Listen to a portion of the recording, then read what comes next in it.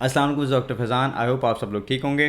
Case discussion number 12, पिछले वाले की फ़िनोमिनल रिस्पांस के लिए thank you. I am happy कि बहुत सारे लोगों को हेल्प हुई है। उसी में बहुत सारे लोगों ने कमेंट भी किया हुआ है नीचे ही कि प्लीज़ एक पोस्ट एंड कोर वाला एक केस डिस्कस कर लें, तो लेट्स डू इट टुडे। आज का जो केस है वो ये एक मिड 40s के मेल हैं। पता नहीं क्यों हर बंदा फ़्लाइट से एक टांग उसकी फ़्लाइट में होती है, एक टांग मेरे क्लिनिक पे होती है। तो ये आए थे अपनी फ़्लाइट से कोई 3-4 दिन पहले। इनका ये दांत जो है वो टूट गया काफ़ी अरसे बाद, बहुत साल चल गया ये दांत।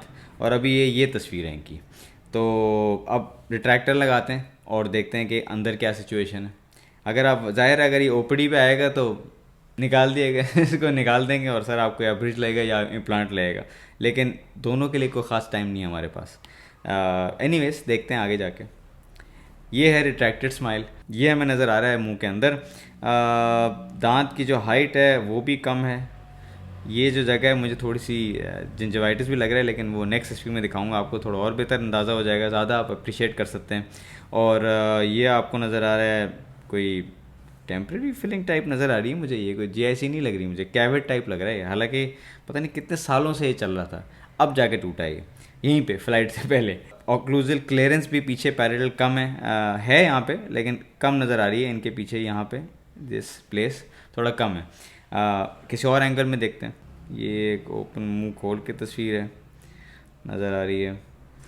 एनीवेज आगे चलते हैं।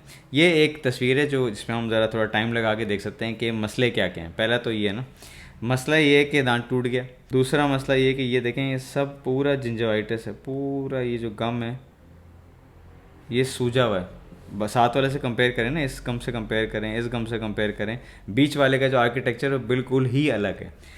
उसके रीज़न भी नज़र आ रहे हैं सामने।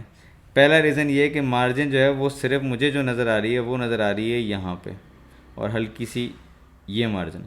यहाँ कोई ख़ास मार्जिन नहीं है, यहाँ कोई ख़ास मार्जिन नहीं है। और थोड़ा जूम करके आपको दिखाता हूँ, ये यहाँ पे खाना भी फंसा हुआ है, इस जगह भी फंसा हुआ है, और बीच में आपका यहाँ कैविट लगा हुआ है। परमानेंट फिलिंग मतलब हुई भी नहीं है।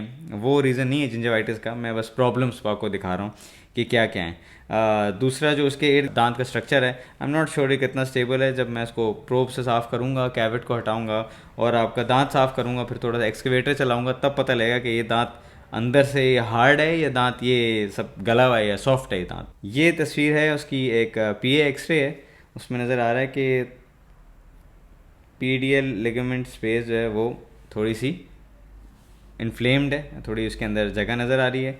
एंडो हुई हुई है आपकी, लेकिन एंड तक नहीं हुई हुई एंडो, लेकिन नीचे इन्फेक्शन नहीं है उनको कोई ख़ास। ये पूरा एक ही पीडियल लिगामेंट स्पेस वाइड हुई हुई है, कोई पेन नहीं है और बहुत सालों से चल रहा है। तो अभी इसकी एंडो को छेड़ने की ज़रूरत नहीं है। अगर ये 5, 10, 15 साल से चल रहा है ना यार, तो अभी आपको लग रहा है कि हाँ यार एक्सरे पे तो कम लग रहा है, हो सकता है मैं अगर जाता तो मैं टिप तक चला जाता। हाँ, लेकिन ये भी तो हो सकता है कि पिछला डेंटिस्ट, अज्यूम क्यों करते हैं आपके उसने गलत ही किया होगा, हो सकता है नीचे से ब्लॉक हो दांत। पेशेंट को एम क्या है रूट कनाल का? इन्फेक्शन फ्री हो और दांत चले, ये अल्टीमेट एम है जो कि चल रहा है।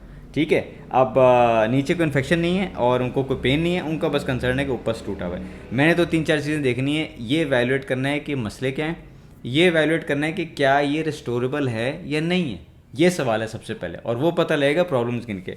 लेकिन इसमें हमें ये भी नज़र आ रहा है कि इनकी ये पूरा स्ट्रक्चर जो है वो बोन में है रूट का, that means this is stable. So x-ray पे तो देख के हमें ये अंदाज़ा हो गया है कि एंडो हमें नहीं छेड़नी, जैसी भी हुई हुई है, ठीक है, क्योंकि इन्फेक्शन मुझे नज़र नहीं आ रहा। पीडियल लिगामेंट स्पेस इसलिए वाइड हो सकती है क्योंकि ऊपर इन्फ्लेमेशन था, क्योंकि खाना फंस रहा था और बहुत सारी चीज़ें होनी थी और जिंजवाइटिस था, तो वो शायद वापस ठीक भी हो जाए। अच्छा, अब ऐसे दांत को बचाने के लिए ना मुझे 2-3 चीज़ें देखनी है।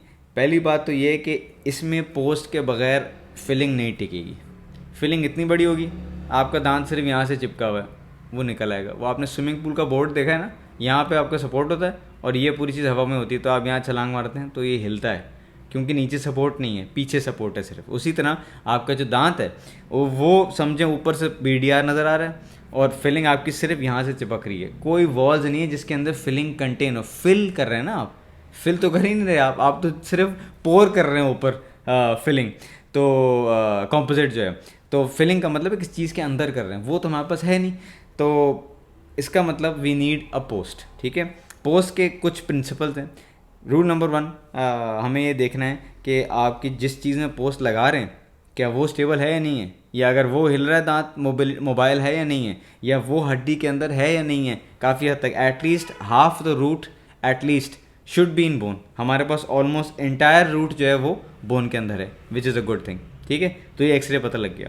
दूसरा, हमने पोस्ट जो करनी है वो जो है उसकी विड्थ कितनी होनी चाहिए। ये नहीं है कि जो दराज में मिला आपको बस वही है वही हो सकता है। तो हमें देखना है कि जो इसकी विड्थ है, दांत की जो विड्थ है रूट की, उसकी जो 1/3 डायमीटर है उससे पतली आपने पोस्ट लगानी है। ये पहला पॉइंट हो गया। दूसरा पॉइंट ये हो गया कि हमारे पास अच्छे खासी स्टेबल ये रूट है। ठीक है, तीसरा पॉइंट वो बहुत इंपॉर्टेंट है, वो क्लिनिकली दिखाता हूँ आपको मैं। क्लिनिकली आप देखें उसको कहते हैं फेरूल।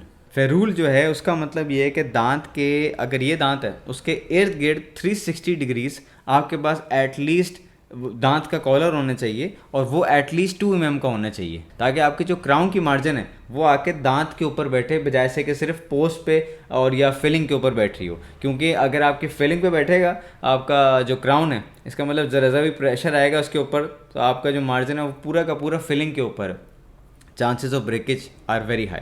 तो अगर आपके पास फेरूल होगा ऑफ डेंटिन या इनामल, तो दांत के जो क्राउन है वो बैठा हुआ है दांत के ऊपर, तो फ्रैक्चर रेजिस्टेंट है।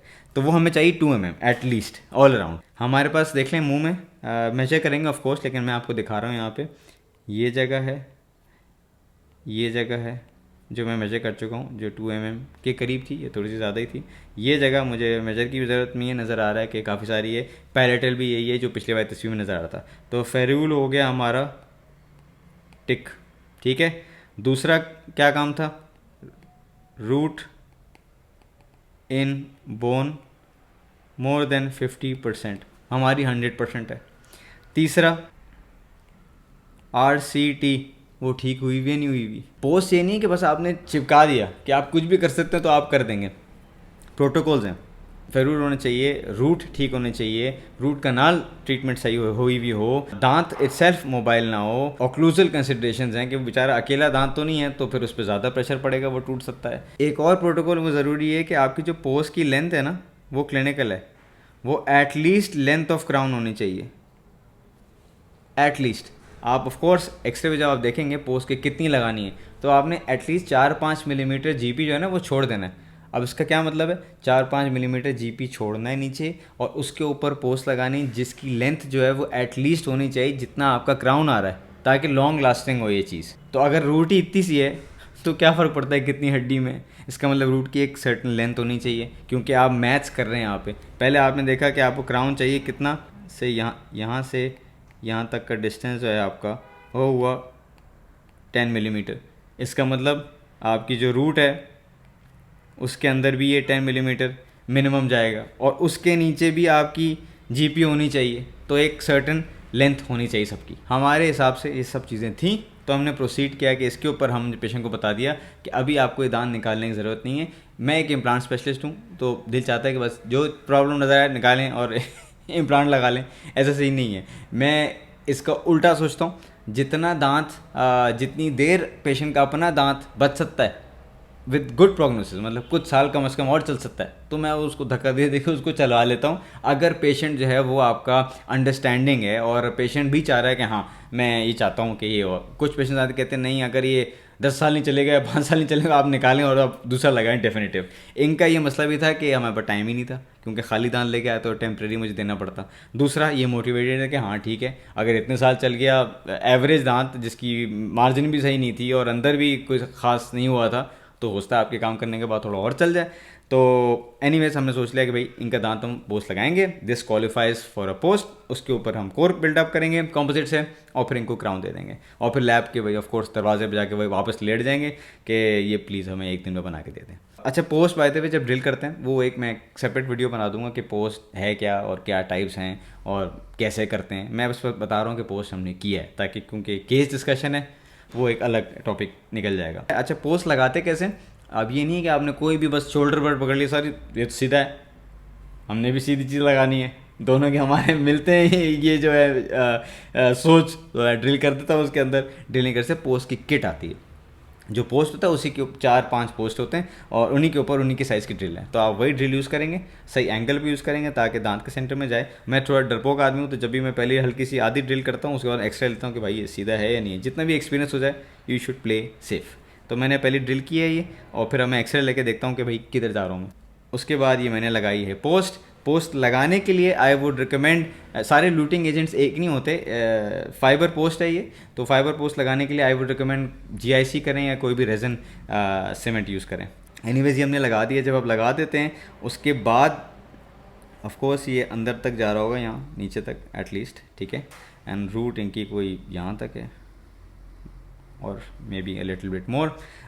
उसके बाद इसको आप कट कैसे करेंगे, इसको आप यहाँ से कट करेंगे विद अ बर, तो वो सीधा कट हो जाता है। किसी और चीज़ से कोशिश ना करिएगा कट करने की। आप इसको कट करेंगे और फिर इसके बाद यहाँ पे और यहाँ पे ऑल अराउंड हम क्या करेंगे, कॉम्पोजिट फिलिंग करेंगे, और उसके बाद इसकी क्राउन प्रेप मैं ठीक करूँगा। ये सिचुएशन है हमारी। आपका जो क्राउन है वो बैठेगा कहाँ, आपका क्राउन बैठेगा इस पोर्शन पे।